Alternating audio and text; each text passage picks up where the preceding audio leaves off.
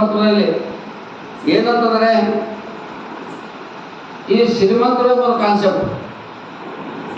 ಶ್ರೀಮಂತರ ಬಳಿ ಅನೇಕ ದಾಸರು ಹೇಳ್ತಾರೆ. ಏನ್ ಹೇಳ್ತಾರೆ ದಾಸರು ಅಂದ್ರೆ, ನನ್ನನ್ನು ಮುಂದಿನ ಜನ್ಮದಲ್ಲಿ ಜನ್ಮ ಇದ್ದರೆ ಶ್ರೀಮಂತರ ಮನೆಯಲ್ಲಿ ಹುಟ್ಟಿಸ್ಬೇಕು ಅಂತೇಳಿ ಯಾವ ದಾಸರು ಕೂಡ ಹೇಳಿಲ್ಲ, ಯಾವ ಸಂತರು ಕೂಡ ಹೇಳಿಲ್ಲ. ನನಗೆ ಶ್ರೀಮಂತರ ಮನೆಯಲ್ಲಿ ಹುಟ್ಟಿಸು ಅಂತ ಯಾವಾಗಲೂ ಯಾವ ದಾಸರು ಕೂಡ ಹೇಳಿದನೋ ನಾವು ಓದಿಲ್ಲ, ಕೇಳಿಲ್ಲ. ಏನ್ ಹೇಳ್ತಾರೆ ಅಂದ್ರೆ ದಾಸರು ಶರಣರು ನನ್ನನ್ನು ಎಂಥ ಕುಟುಂಬದಲ್ಲಿ ಹುಟ್ಟಿಸು ಅಂದ್ರೆ ಸತ್ಸಂಗ ಸಾತ್ವಿಕ ಶರಣರ ಪ್ರಾಮಾಣಿಕರ ವ್ಯಕ್ತಿತ್ವ ಉಳ್ಳಂತವರ ಮನೆಯಲ್ಲೇ ಹುಟ್ಟಿಸು. ಅದು ವಿಶೇಷವಾಗಿ ಬಡತನ ಮನೆಯಲ್ಲಿ ಹುಟ್ಟಿಸು ಕೂಡ ಶ್ರೀಮಂತ ಇದ್ದಂಥ ಗುಣದ ಉಳ್ಳಂತ ಮನೆತನದಲ್ಲಿ ಹುಟ್ಟಿಸು ದೇವ ಅಂತೇಳಿ ಅನೇಕ ದಾಸರು ಶರಣರು ಹೇಳ್ತಾರೆ. ಮನುಷ್ಯನಿಗೆ ನಮ್ಮಲ್ಲಿ ಎಷ್ಟು ಹಣವನ್ನು ಬರ್ತಾ ಇರ್ತದೋ ಆ ಹಣ ಬಂದಂತೆ ನಮ್ಮಲ್ಲಿ ಏನು ಬರ್ತದೆ, ಅಹಂಕಾರ ಬರ್ತದೆ, ಅಜ್ಞಾನ ಬರ್ತದೆ, ಶ್ರೇಷ್ಠ ಮನೋಭಾವನೆ ಬರ್ತದೆ. ಯಾಕಂದ್ರೆ ಅಲ್ಲಿ ಹಣವನ್ನು ನಮ್ಮ ಗುಣಕ್ಕಿಂತ ಮೇಲೆ ಹೋಗ್ತಾ ಇರ್ತದೆ. ಆಗ ಆ ಹಣವನ್ನು ಏನ್ ಮಾಡ್ತದೆ, ನಮ್ಮ ನಿಜವಾದಂತ ಜ್ಞಾನಕ್ಕೆ ನಾವು ಏನ್ ಮಾಡ್ತೇವೆ, ಅದು ಅಜ್ಞಾನ ಕಡೆ ಹೋಗಕ್ಕೆ ಪ್ರಯತ್ನ ಪಡಿಸ್ತದೆ. ಯಾವುದು ಅಂದ್ರೆ ಹಣ. ಇವತ್ತು ಸುಧಾಮೂರ್ತಿ ಅಂತವ್ರು ಅಪರೂಪ. ಇವತ್ತು ಶ್ರೀಮಂತರಂದ್ರೆ ಎಲ್ಲರೂ ಹಾಗೆ ನಾವು ಹೇಳಕ್ ಬರಲ್ಲ. ಸುಧಾಮೂರ್ತಿ ಅಂತವರು ಕೋಟ್ಯಾಧಿಕೋಟಿ ಉಳ್ಳಂತ ಒಬ್ಬ ಶ್ರೀಮಂತವಾದಂತ ಮಹಿಳೆ ಸುಧಾಮೂರ್ತಿಯವರು ಇಡೀ ಮಾನವ ಕುಲಕ್ಕೆ ಈಗಿನ ಕಾಲದಲ್ಲಿ ಅಕ್ಮಾದಿ ಇದ್ದಂಗೆ.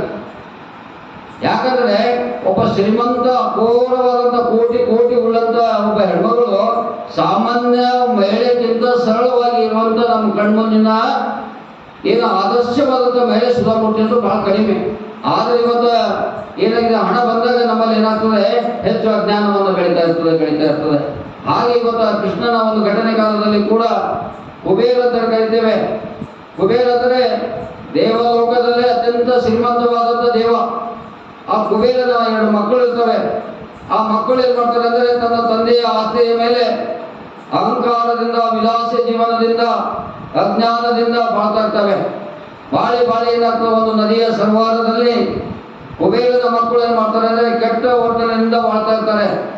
ಅದನ್ನ ದೃಶ್ಯವನ್ನ ನೋಡಿದಂತ ನಾರದ ಮುನಿಗಳು, ನಿಮ್ಮ ತಂದೆ ಕುಬೇರ ಒಳ್ಳೆ ವಿಚಾರವನ್ನು ಮಾಡಬೇಕು. ಯಾಕಂದ್ರೆ ಹಣ ಇದ್ದಲ್ಲಿ ಗುಣ ಇರಬೇಕು, ಹಣ ಇದ್ದಲ್ಲಿ ಮಾನವೀಯತೆ ಇರಬೇಕು, ಹಣ ಇದ್ದಲ್ಲಿ ಸತ್ಯ ಇರಬೇಕು, ಹಣ ಇದ್ದಲ್ಲಿ ಪ್ರಾಮಾಣಿಕತೆಯ ಬದುಕನ್ನು ನಡೆಸಿದಾಗ ಅದಕ್ಕೊಂದು ಬೆಲೆ ಬರ್ತದೆ.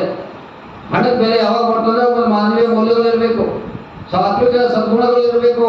ಅದಕ್ಕೆ ಹಣಕ್ಕೆ ಮತ್ತು ವ್ಯಾಡಕ್ಕೆ ಇದ್ದಾಗ ಅದು ಪರಿಪೂರ್ಣವಾದಂಥ ಬಂಧನ ಆಗ್ತದೆ. ಆ ನಿಟ್ಟಿನಲ್ಲಿ ನಾರದ ಮುನಿಗಳು ಹೇಳ್ತಾರೆ ಏನಂತಂದ್ರೆ, ಕುಬೇರ ನೀನು ಬಹಳ ಶ್ರೀಮಂತರಾಗಿದ್ದೇನೆ, ಶ್ರೀಮಂತ ಇದೆ ಇಡೀ ದೇವಲೋಕದಲ್ಲೇ. ಆದರೆ ನಿನ್ನ 2 ಮಕ್ಕಳು ಏನಾಗಿದ್ದಾರೆ ಅಂದ್ರೆ ಅಜ್ಞಾನಿಗಳಾಗಿದ್ದಾರೆ. ನಿನ್ನ ಮಕ್ಕಳು ಏನಾಗಿದ್ದಾರೆ, ಪೂರ್ಣವಾಗಿ ಅವರು ಶ್ರೀಮಂತರಲ್ಲ, ಅವರು ಅಜ್ಞಾನಿಗಳಾಗಿ ಮಾನವ ಲೋಕದಲ್ಲಿ ಬದುಕ್ತಾ ಇದ್ದಾರೆ. ಅದಕ್ಕೆ ಏನ್ ಮಾಡುವ ಅಂದ್ರೆ ಅವಾಗ ನಾರದ ಮುನಿಗಳು ನೋಡ್ತಾರೆ. ಅವ್ರು ಮಾಡಿದಂತ ಪಾಪಗಳನ್ನ ನೋಡಿ ನಾರದ ಮುನಿಗಳು ಏನ್ ಮಾಡ್ತಾರೆ ಅಂದ್ರೆ ಆ ಕುಬೇರನ ಮಕ್ಕಳಿಗೆ ಶಾಪ ಕೊಟ್ಬಿಡ್ತಾರೆ. ಏನಂತಂದ್ರೆ, ನಿಮ್ಮ ಹಣದ ಅಹಂಕಾರದಿಂದ ಏನ್ ಮಾಡ್ತಾ ಇದ್ದಾರೆ ಅಂದ್ರೆ ವಿಲಾಸ ಜೀವನವನ್ನು ಮಾಡ್ತಾ ಇದ್ದಾರೆ. ನಿಮ್ಮ ಹಣದ ಅಹಂಕಾರದಿಂದ ಏನ್ ಮಾಡ್ತಾ ಇದ್ದಾರೆ ಅಂದ್ರೆ ನಿಮ್ಮ ಮೂಲ ತತ್ವವನ್ನ, ಧರ್ಮವನ್ನ ಬಿಟ್ಟು ಅಧರ್ಮದಿಂದ ಬಾಳ್ತಾ ಇದ್ದಾರೆ. ನಿಮಗೆ ಈ ಜನ್ಮದಲ್ಲಿ ನಿಮ್ಗೆ ಶಾಪ ಆಗ್ತದೆ ಅಂತೇಳಿ ನಾರದ ಮುನಿಗಳು ಕುಬೇರನ ಮಕ್ಕಳಿಗೆ ಶಾಪವನ್ನು ಕೊಡ್ತಾರೆ. ಶಾಪವನ್ನು ಕೊಟ್ಟಾಗ ಆ 2 ಮಕ್ಕಳು ಏನ್ ಮಾಡ್ತಾರೆ ಅಂದ್ರೆ ಮಥುರಾ ನಗರದಲ್ಲಿ ಅರ್ಜುನ ವರ್ಷಿಯಾಗಿ ಜನ್ಮವನ್ನು ತಾಳ್ತಾರೆ. ಅರ್ಜುನ ವರ್ಷಿಯಾಗಿ ಜನ್ಮವನ್ನು ತಾಳಿದಾಗ ಆಗ ಅವ್ರು ಬೇಡ್ಕೊತಾರೆ, ಓ ದೇವ ಏನಾಯ್ತು, ನಮ್ಮಿಂದ ತಪ್ಪಾಯ್ತು, ಆದ್ರೆ ಈ ನೀನು ಕೊಟ್ಟಂತ ಶಾಪದಿಂದ ಮುಕ್ತ ಮಾಡಬೇಕು ಅಂದ್ರೆ ಆಗ ನಾರದ ಮುನಿಯವರು ಹೇಳ್ತಾರೆ, ಮುಂದಿನ ಜನ್ಮದಲ್ಲಿ ಭಗವಾನ್ ಶ್ರೀಕೃಷ್ಣ ಭೂಮಿ ಮೇಲೆ ಜನ್ಮ